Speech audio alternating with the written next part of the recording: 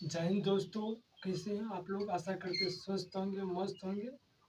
चलिए, आपका अपना यूट्यूब चैनल से मस्त स्टडी पर स्वागत है। चलिए, आज हम लोग का टॉपिक है जनन।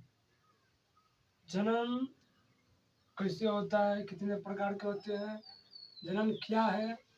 जनन अपने समान संतान उत्पत्ति करना, अपने समान संतान उत्पत्ति करना जनन कहलाता है। और जनन अपने वंश की निरंतरता को बनाए रखने के लिए जो क्रिया करते हैं उसे जनन कहते हैं। जनन दो प्रकार के होते हैं। जनन दो प्रकार के होते हैं, अलैंगिक जनन और लैंगिक जनन। अलैंगिक जनन वैसा जनन जिसमें नर युग्मक एवं मादा युग्मक की कोई आवश्यकता नहीं होता है, उसे अलैंगिक जनन कहते हैं। उसके बाद होता है लैंगिक जनन। अलैंगिक जनन कई प्रकार के होते हैं। अलैंगिक जनन जैसे विखंडन, मुकुलन, कायिक और एस्पेगुलर जैसे खंडन विधि के द्वारा होता है। कई प्रकार के होते हैं।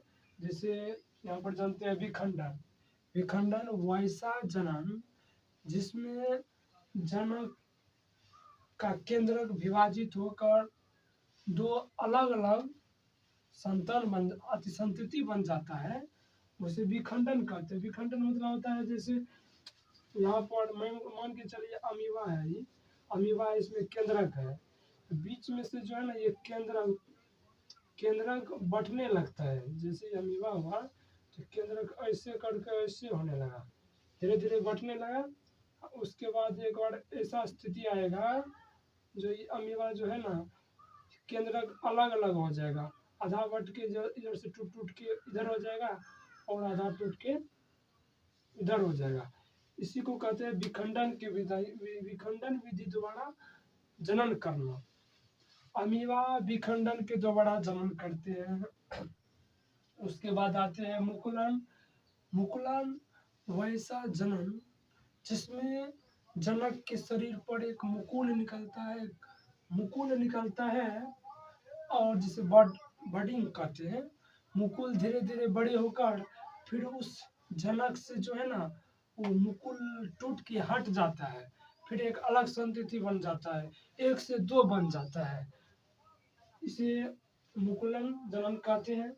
उसके बाद कायिक जनन वैसा अलैंगिक जनन जिसमें जड़ तना पत्ती के माध्यम से जनन होता है।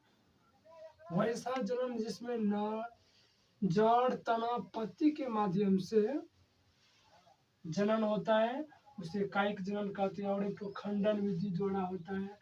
चलिए, ये अलैंगिक जनन खत्म हो गया।